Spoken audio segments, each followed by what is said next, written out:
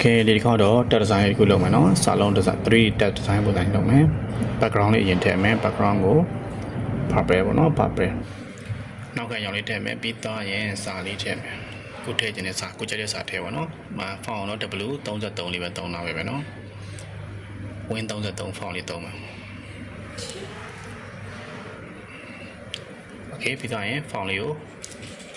အဆောင်ချိန်မယ်ပေါ့နော်ညအဖြူအောင်လေးပဲထားလိုက်မယ် Okay ဟုတ်ပြီကျွန်တော်ထားဖို့ရင်စာလေးရိုက်မယ်နော်မြန်မာနိုင်ငံဆိုတော့စာလေးရိုက်လိုက်မယ်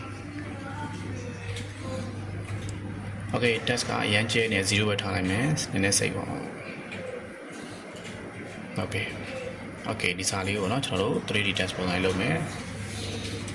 Okay အဲ့ဒီအရာလေးကျွန်တော်ရင်ဆုံး convert မှလုပ်လိုက်မယ်နော်သူနဲ့ပတ်သက်တဲ့ဟာလေးအကုန်လုံး text ပုံစံမဟုတ်ဘဲနဲ့ convert လေးပြောင်းလိုက်မယ်နော် convert လေးပြောင်းသွားရင် layer လေးကို control ရှင်နဲ့ duplicate လုပ်လိုက်မယ် layer တက်ပွားလိုက်မယ်ပွားပြီးတော့အောက်က layer လေးကိုမျက်လုံးလေးမိတ်ထားမယ်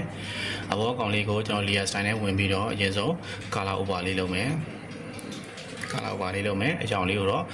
အောက်ကအကြောင်းထက် background ရောင်နည်းနည်းဖြောတဲ့အကြောင်းလေးရွေးပြီးတော့ okay ပေးလိုက်မယ် okay ပြီးတော့ bevel လေးထည့်မယ်နော် bevel နဲ့ emboss တက်သွားမယ်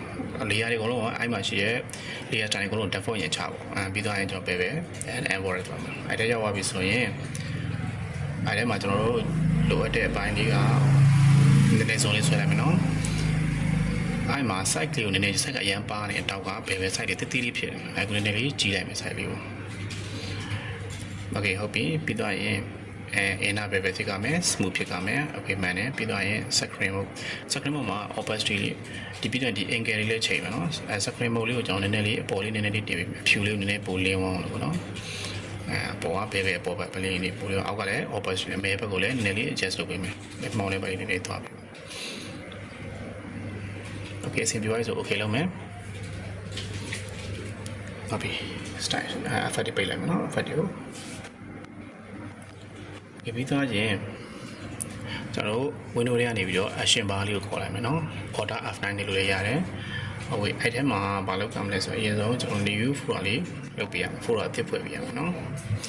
ဒီဘက်ချမ်းက new folder ဆိုရယ် folder လေးတစ်ဖွဲ့လိုက်မယ်အဲ့ folder လေးနာမည်လေးကိုကိုတင်တော်တဲ့နာမည်ကိုအောင်ချက်တာပြီနော်ကျွန်တော်တို့မြန်မာလိုပေးလိုက်မယ် okay ပြီးသွားရင်သူ့မှာကျွန်တော်တို့ new layer လေးထပ်ပေါ့ new layer မှာလည်းအဲ့လိုမှ action bar နေရမှာအဲ့မှာတကယ် 3D ဆိုနေပဲကျွန်တော်ပြလိုက်မယ်နော်စပြီး recording စလုပ်မှာပေါ့နော်ကျွန်တော်အခုလုပ်မယ့်ဆက်ပြီးတော့ record စလုပ်ပြီးတော့မှာဟုတ်ပြီနော်အဲ့တော့ record စလုပ်မှာတော့ဒီမှာပထမဆုံး layer လေးကျွန်တော် control ရှင်နဲ့ပွားပြီးတော့နောက်တဲ့ layer တစ်ခုပွားရတဲ့အတွက်ဒီမှာ record နေရာမှာ layer လေးတစ်ခုပေါ်လာပြီနော် layer အသေးဝင်လာပြီ okay layer လေး control T တစ်ချက်နေလိုက်မယ်နော်အဲ့မှာ control T နေဖို့မမေ့နဲ့နော် control T နေပြီးရင်ကျွန်တော်တို့ဘေးညားလေးကိုတစ်ချက်နေမယ်ပြီးသွားရင်အပေါ်ညားလေးကိုတစ်ချက်နေမယ်Okay နှိပ်ပြီးသွားပြီဆိုရင်ရပြီ Okay control enter ခေါက်လိုက်မယ် enter ခေါက်လိုက်ရင်ကျွန်တော် transform လေးပြောက်သွားရင်ဆိုရင်ဒီမှာ record လုပ်ထားတဲ့ဟာလေးလည်းချက်ပိတ်လိုက်မယ်ဟုတ်ပြီနော်ပိတ်ပြီးသွားပြီဆိုရင်ပြီးသွားပြီပေါ့နော်ဒီမှာကျွန်တော်လုပ်တဲ့အဆင့်လေးပြီးသွားပြီအဲ့ဒီမှာကျွန်တော် 3D ပြန်ဖွင့်လိုက်မယ် transform နဲ့မှာကျွန်တော်မှကြောက်1 -1 ဖြစ်သွားမယ်1 -1 ဖြစ်သွားမယ်အဲ့ဒါဆိုရပြီမှန်တယ် Okay ရပြီဆိုရင်ကျွန်တော်ဒီ layer လေးကိုကျွန်တော်အမ play လေးရှိတယ် play လေးနှိပ်ပြီးတော့အဲ့ layer ထက်က play ကိုလိုချင်တဲ့လောက်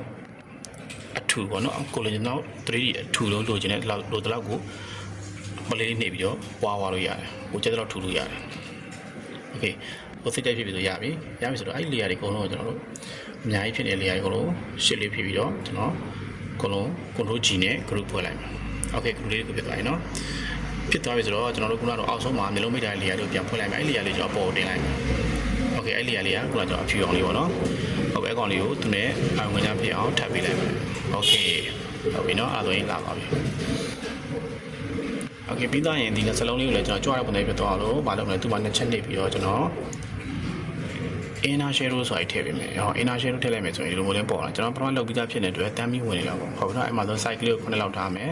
opacity လေးကိုလည်းကိုလိုတော့ adjust လုပ်ထားပါတော့ဘယ်လောက်ထိထားကြလဲကျွန်တော်တော့50ကျော်လောက်ပဲထားမှာနော် distance ကိုလည်းတိတ်အများကြီးမတင်နဲ့ဟုတ်ပြီနော် chock လေးနဲ့တင်မယ် size လေးကို adjust လုပ်လို့ရတယ်ကိုလိုတော့ adjust လုပ်ပေါ့ရန်ရုပ်ဆိုးကြီးဖြစ်ဖြစ်သေးတယ်ပေါ့ဟုတ်ပြီနော် okay အဆင်ပြေပဲဆိုရင်ကျွန်တော်တို့ okay လုပ်လိုက်မယ်နော်Okay ဒါဆိုရင်ကျွန်တော်ဒီစာလုံးလေးကအဆင်ပြေနေပြီးသွားပြီပေါ့နော်ပြီးတော့အောက်ဆုံးက layer လေးကိုကျွန်တော် control ရှင်နဲ့ပွားလိုက်မယ်အဲ့ group တွေအောက်ဆုံး layer ပွားအောက် layer လေးကို group အပြင်ဆွဲထုတ်လိုက်မယ် โอเคကျွန်တော်ကအဲ့လေလေးဘာလို့ချင်တာဆိုကျွန်တော် share လို့ထည့်ချင်တာအရေးချချင်တာပေါ့နော်တော့ share လို့ချချင်အော် layer style နဲ့ပြောင်းလိုက်မယ်အဲ့မှာ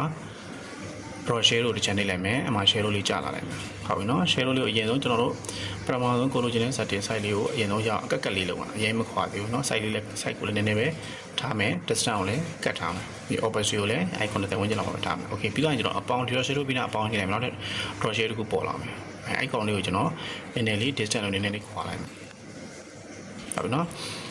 ပြီးတော့ site လေးကိုလည်းနည်းနည်းလေးကြီးထုတ်လိုက်မယ်နော်ပမာဏဟာလည်းနည်းနည်းကြီးလိုက်မယ်ပြီးတော့ opacity နည်းနည်းလေးပြန်လျှော့โอเคနောက်တဲ့အပေါင်းလေးကိုထပ်နေမယ်နှိပ်လိုက်တာနောက်တဲ့ layer အသစ်လေးကိုကျွန်တော်တို့ select နှိပ်ပြီးတော့ကျွန်တော်အမှာ site လေးကိုနည်းနည်းလေးနားတဲ့ပို့ခွာလိုက်မယ်ပြီးတော့ရင် distance လေးကိုနည်းနည်းလေးပို့ပြီးတော့တင်လိုက်မယ်ပြီးတော့ရင် opacity ကိုနည်းနည်းလေးပြန်လျှော့လိုက်မယ်โอเคဟုတ်ပြီစိတ်ကြိုက်ပြီဆို okay လုပ်လိုက်ပါအရင်တိတ်ပြီးတော့နည်းဖြစ်တယ်အောက်ကအရင်အေးကိုင်းနဲ့ကတ်ဟုတ်ပြီလေးလုံးထားတော့ထပ်ပြီးတော့ draw share လို့နောက်တစ်ခုထပ်ထည့်မယ်ကျွန်တော်နော် draw share လို့အားနေနောက်ဆုံးတစ်ခုတော့ထပ်ထည့်ချင်တယ်အပေါင်းနေလိုက်မယ်အောက်က draw share လို့ကျွန်တော်နောက်ထပ် site လို့နည်းနည်းလေးကားထုတ်လိုက်မယ်နော်အပြင်အကြောင်းလေးပြန်အောင်ပေါ့ opposite နည်းနည်းလေးပြန်တင် okay spell လေးကိုနည်းတင်ပြီးတော့ distance လေးနည်းနည်းဆွဲထုတ်မယ် okay ရပြီအဲ့တော့ဆိုရင်ကျွန်တော်နည်းနည်းလေးအရေးလေးပေါ်သွားပြီပေါ့နော်စလုံးလေးရ okay အဲ့ဒါလေးဆိုအဆင်ပြေသွားပြီနော်အဲ့တော့ဆိုရင် okay အဲ့ဒီက3ခုလုံး okay လေး3ခုလုံးကျွန်တော်ဆက်လက်ပေးမယ်ပေးသွားရင် control T လေးနဲ့နည်းနည်းလေးကြီးလိုက်မယ်ပေါ့လို့မြင်သွားအောင်